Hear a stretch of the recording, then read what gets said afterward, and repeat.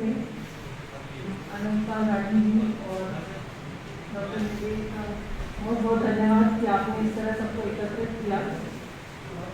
और मंच पर आसीन सभी प्रतिष्ठित विशेष अतिथि, मेरे बड़े बुजुर्ग, सभी को मेरा प्रणाम।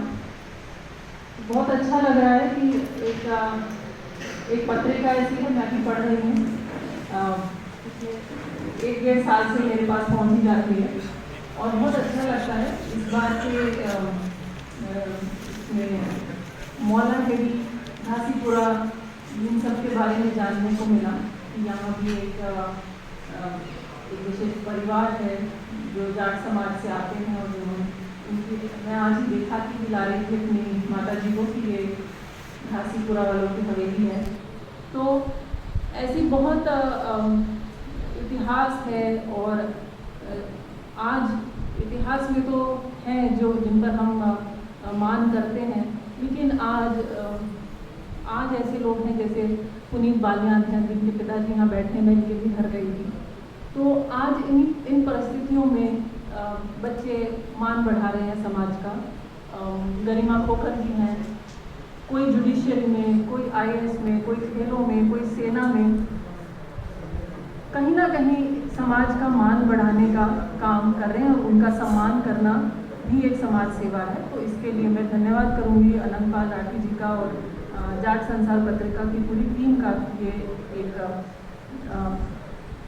ये लोग इस तरह का प्रयास करते हैं और बड़ा मुश्किल होता है क्योंकि बहुत छोटे से इन्होंने शुरुआत करी होगी और शुरू में बहुत लोग नहीं उत्साहित होते हैं या एनकरेज नहीं करते हैं, लेकिन इन्होंने हिम्मत नहीं हारी और आज उसी का नतीजा है कि 2 ही साल में काफ़ी विस्तार हुआ है और काफ़ी लोग इससे जुड़े हैं। तो मैं आपको यही शुभकामना दूँ कि आगे भी जुड़ते रहें। और बहुत खुशी हुई कि आपने महिला शक्ति, नारी शक्ति को भी मंच पर जगह दी और उसका सम्मान। तो मेरे यही 2 शब्द हैं और मैं खुद इस समाज से हूँ और हमेशा मैं विदेश में भी रही हूँ 10 साल और 2003 में वापस आई थी, यही जज्बा लेकर थी। हम अपने गांव देहात में चाहे पढ़ाई विदेश में करी हो, लेकिन कुछ समाज को वापस दे। तो बताना चाहूँगी कि मैंने IAS की तैयारी करी, लेकिन मैं वो नहीं क्लियर कर पाई, कुछ कारण रहे। लेकिन उस वक्त भी मेरे पिताजी ने कहा था कि कोई बात नहीं, हिम्मत नहीं आते हैं, एक समाज सेवा सेलेक्टेड में करते हैं और एक इलेक्टेड में करते हैं। तो उसी बात को ध्यान रखते हुए मैंने अपने परिवार की जिम्मेदारी निभाई और जब उनसे मुक्त हुई तो समाज की तरफ रुख किया और राजनीति में आई। और यहाँ भी मेरे समाज से ही मुझे हौसला मिला है। मुझे ऐसा लगता है कि अगर हमारा परिवार, सबसे पहले हमारे बड़े, हमारे भाई बहनें और बच्चे और पति, ये सब जब हमें आगे बढ़ाते हैं तभी कोई महिला घर से बाहर कदम निकालने की हिम्मत कर पाती है।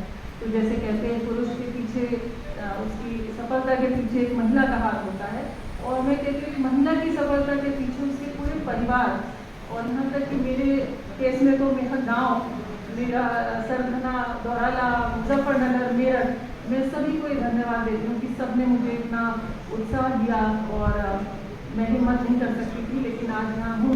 राष्ट्रीय लोकदल में महिला प्रकोष्ठ की राष्ट्रीय अध्यक्ष हूँ।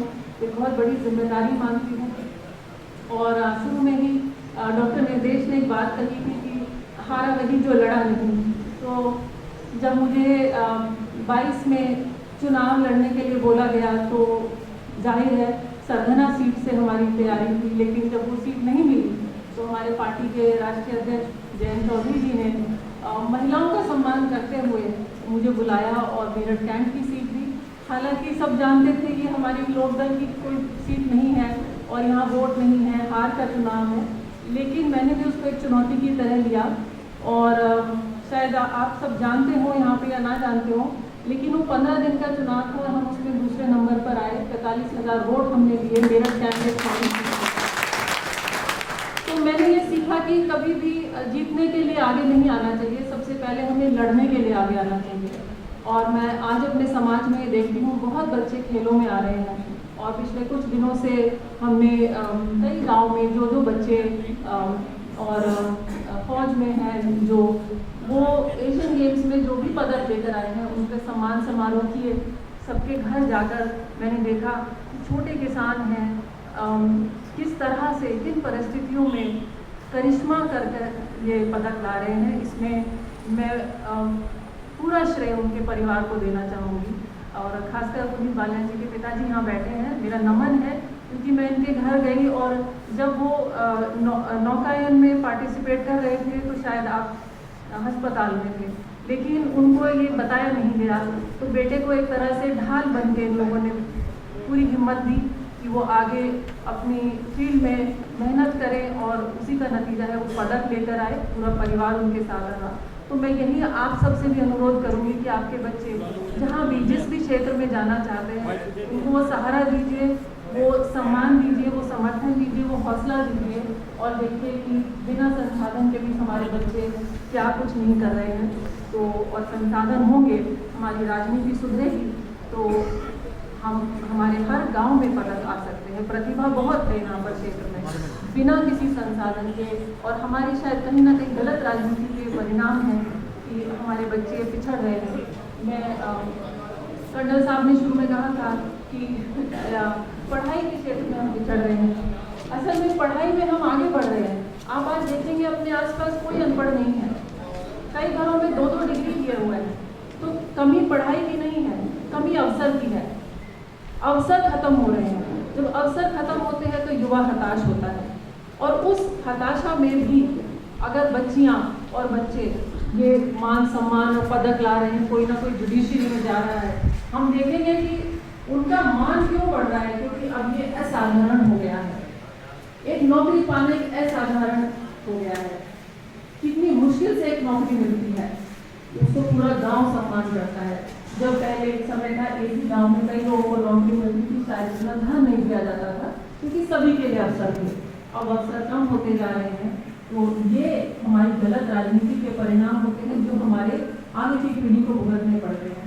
तो मैं क्योंकि विदेश में भी रही हूँ और पिछले 20-25 साल से मैंने हमारे देश में, प्रदेश में और खासकर मेरठ मुजफ्फरनगर क्षेत्र में देखा है कि किस तरह अवसर कम होते गए। 2010 में एक रिवर्स ड्रेन हो रहा था, विदेशों से लोग वापस आ रहे थे और आज वहाँ की नौकरियाँ छोड़कर हिंदुस्तान में आ रहे थे क्योंकि यहाँ अवसर पैदा हो रहे थे। और आज कई लाख लोग, मतलब एक मेरे ख्याल में रिकॉर्ड बना है कि पिछले 7-8 साल में जितने भारतीय हिंदुस्तान छोड़कर पलायन कर विदेश में चले गए हैं, इतने आज तक कभी नहीं गए हैं।